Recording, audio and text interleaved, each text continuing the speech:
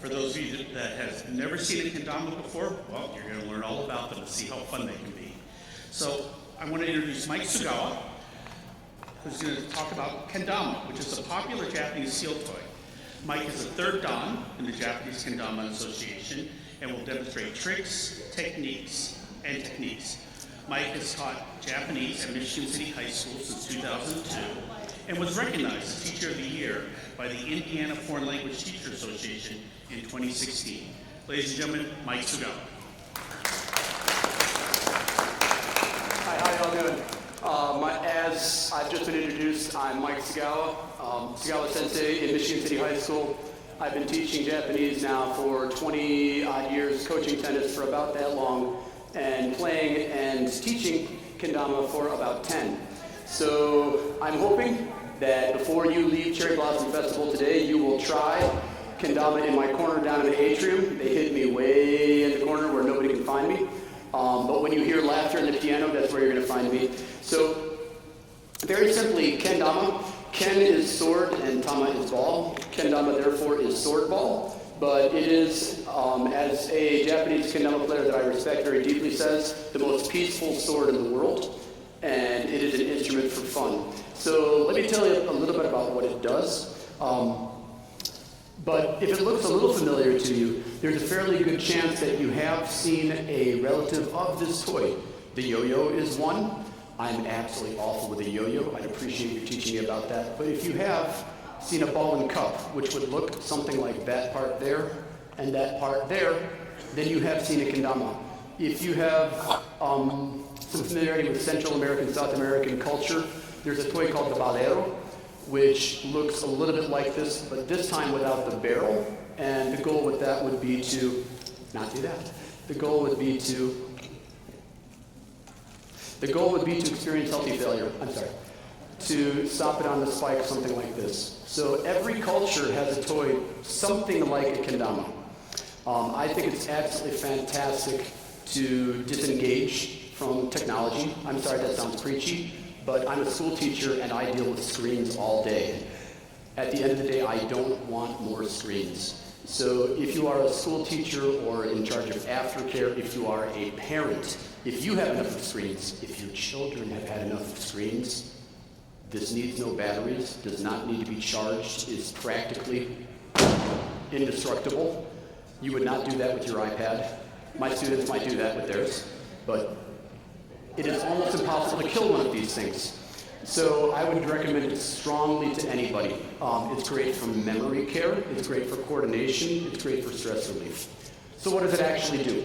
A kendama, the ken is one part, the tama is another. Even the string has an active part in the fun we're going to have. And in a couple of minutes, and if I don't keep this promise, hold me to it, I want to shut up and put these in a couple of your hands. I've got about a dozen here that I want you to try. And if you miss your chance now, like I said, I'm downstairs all day. So there are 3 different sized cups. And when I first began playing kendama,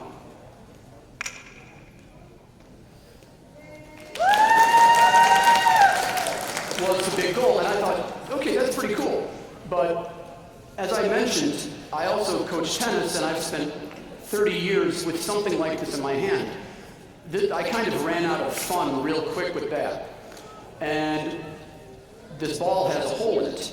Okay, that looks like it fits this. And so, all right, that took me weeks to learn. It was absolutely aggravating watching my students crush spike after spike after spike, and hey sensei, I did it. That got real tiresome. Okay, cool. There's the tama. As I mentioned with this hole, that would appear to fit this. This is a trick called an airplane. And that took another series of weeks. Cool. Then there's this string, and then it gets awfully close to the yo-yo, which I absolutely detest. I just haven't learned to love yo-yo yet. And so, there are tricks that begin with the string, and this is called a trapeze.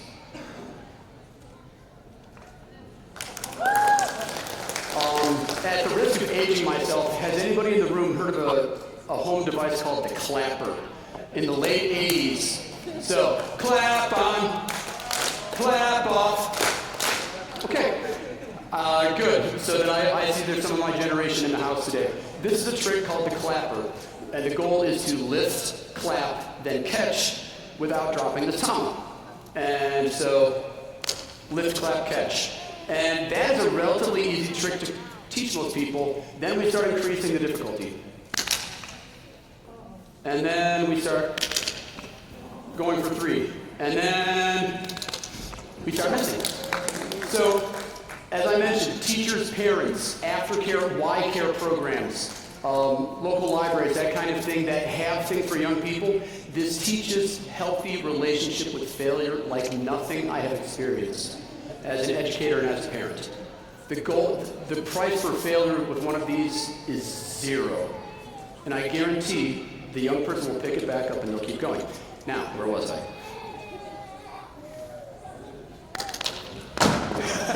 That's where I was. Okay.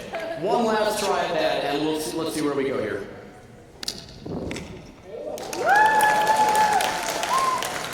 And so I was like, okay, that's cool. What next? And then somebody said, well, wait a minute. Why just stop? Why just stop with 1 cup? Cool. All right, so cup. That began to appeal to me. That I've spent hundreds of hours bouncing a ball of a tennis racket. I played soccer for many years, juggling a soccer ball. Like, okay, I think I can get into that. And as it turns out, my music students, they hear this, and they think metronome. What's fascinating to me is no matter who I give this toy to, they react to it in their very own and cool way. Dancers, acrobats, parkour, gymnasts, they see this in a totally different way than a volleyball player or a soccer player does. So there are tricks that use the body. This is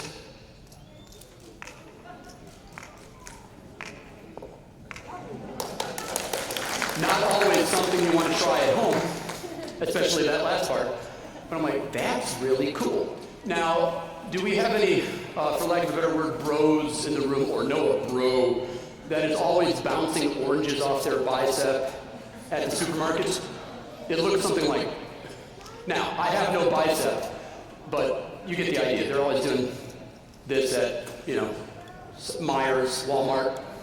Okay, so we take that and we make a trick out of it called arm bump. Or, again, using the body, arm catch, arm failure. Rewind. Okay, so that was arm, arm catch. Thank you. And it goes on and on and on. So tricks in sequence. Cup, spike. That was cup, spike. Spinning top, spike to spike. Hey, I can spike straight up. I'm bored. Now what? Now I swing spike. I can swing spike. Now what? I go swing spike to earth turn. It never stops. I know 500, maybe 1,000 things I can do with this. But I play kendama 300 times a year. At least 300 days a year. Sometimes for 5 minutes, sometimes for 2 hours. I'm a father of 2, and I've been happily married for over 20 years. This is something I can find time for, right? And again, it might be 5 minutes if I'm in my classroom. In my own little kingdom, I have a couple of students around the... Who here is from City? Parker, okay? Wow, a couple of faith. We have finals tomorrow morning at the school, okay? I excuse them for not being here. So this is something I can always make time for. And I've found that if I put this in somebody's hand and show them a thing or two, they just go. And conversation sprouts up between students who, when they would normally be doing this, which is fine and it's entertaining, and there's a space for that too, that suddenly when this is in their hand, conversation begins to happen between people who might not normally have a whole lot to say to each other. And I think that's a really awesome thing. Kendama can be a zillion things depending on who's holding it, right? To some kids, to some adults. Some of the best kendama players in the world are in their 60s. Some of them are also around 6 years old. It's absolutely mind-blowing. So, what else does it do? We throw it. I said, we throw it. And then hopefully something cool happens on the other end.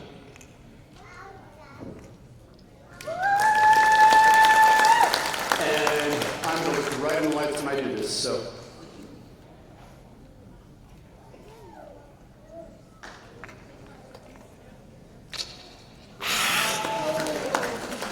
But as I said, the price for failure is, oh well, you try again. And so, with that, if there's anybody in the audience who's curious, I've got about half a dozen here, and I would more than welcome you. I'm thinking I'm about halfway. Does anybody know how I'm doing on time? 10? Okay, we're about halfway there. Cool. So, if you've ever been to a Japanese festival, then you're familiar with the next trick I'm going to show you. Again, this can do a million things. If there's a trick you think you can't do, I guarantee I can find you one that you will. And this puts a smile on faces like, maybe not this particular trick, but here is something I never could do in Japan. I lived in Japan for nearly 7 years. I went to an awful lot of festivals. Now that I'm a father and I take my children in the summer to Japan, I go to more festivals. There's a carnival event called Kingyo Sukui, Goldfish Scoop. And I think we're doing something like it here with maybe rubber plastic balls, water ball, something along those lines, right? So we set this down on any flat surface. We make sure that no faces and glass things are downstream. And we don't do that.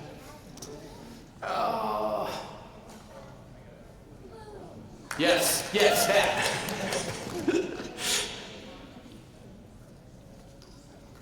And it's capable of seemingly magic that you take it from one point to where people say, wait a minute. They're not impressed by that. Neither was I. Okay. That you're holding it one way, and then seemingly without having changed anything, you're suddenly holding it another. Right? And no matter who you give this to, they find, wait a minute, I want to play with this string. Okay, be my guest. Well, the variety of things you can do is simply absolutely endless. And again, if you believe in incremental learning, if you believe in healthy failure, if you believe in try and try again, the return on investment is amazing. They're practically indestructible. This particular one I've been now playing for about 8 years. The only thing I've had to replace is the string. So, I mean, what have you got to lose? And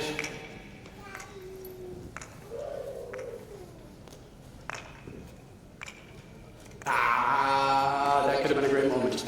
But things that seemingly are impossible with the kendama suddenly become commonplace.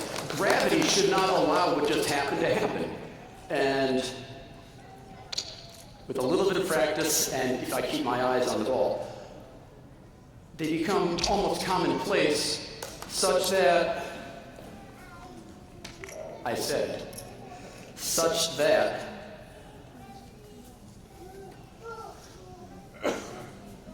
all together now, such that, all right now.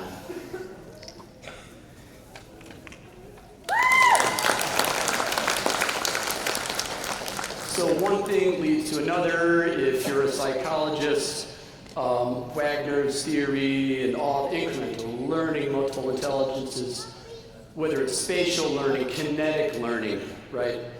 There is something that you can get from this. Or, you know what? It can be a cool toy to just say, you know what? I like the noise it makes. Okay. Now what about other noises? This is a trick called blacksmith.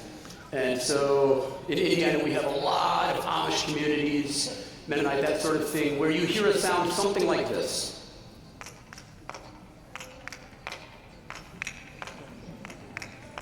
And the sound of wood on wood, or once upon a time, metal on metal, this helps us connect to a very physical part of us that I think we're in danger of forgetting. And come on now. And the things it is capable of and the places it can take you are simply spectacular. If you spend a ton of money on a kendama, $50. If you spend a little bit of money on a kendama, $15. By the way, although I am wearing the shirt, I don't make a penny off it. I just think I look good in red. Anybody? We have kendama here. I can't possibly play with, one thing I have not learned to do is play with multiple kendama at once. But having said that, I'm lying. Oh no, keep on coming. Oh, grab one. Oh, sure. You don't have to come on stage with me. You're more than welcome. Are you more than welcome to? I suppose I should ask that first. But here is a trick that I call fire tongs, and I haven't done this in a couple of years, so let's see what happens.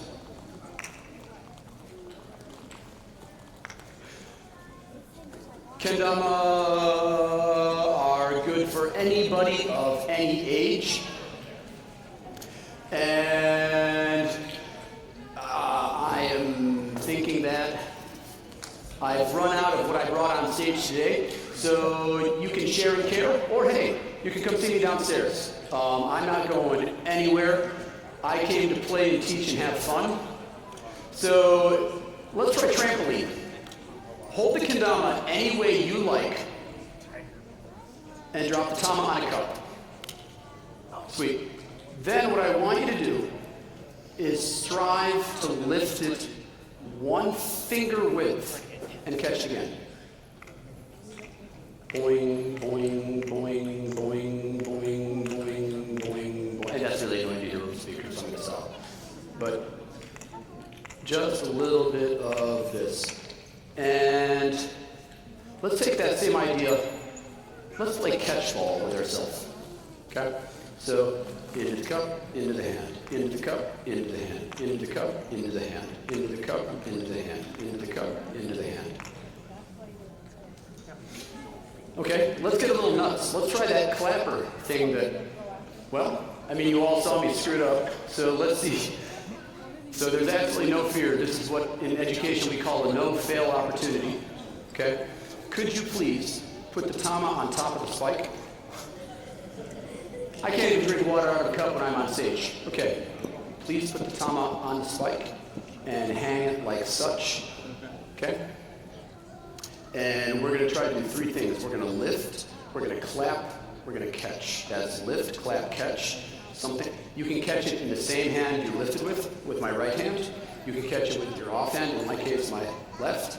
You can catch it with both hands. Just try to catch it.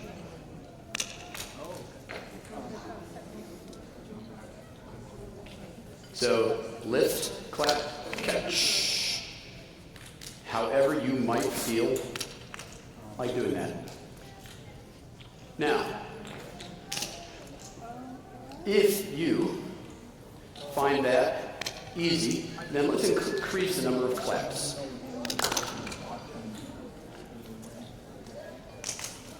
It wouldn't be a festival if we didn't have magic, and there's nothing more magical than a unicorn. This might really amuse you. This is a very traditional kendama skill in Japan. They don't call it unicorn. Uh-oh. Sham wow, I lost himself. Pardon me. Roger. Okay. So, drop the tama behind your head and balance this in the middle of your forehead like this. And when you have, I want you to give yourself a big round of applause, and let's see how many words we may fall down. Outstanding. Thank you so much for your time, your attention. If you want to see me over by these chairs over here to bring the kendama back, that would be absolutely awesome. And like I said, I'll be here all day and I want to have a ton of fun with you. Yeah. Thanks a lot, everybody.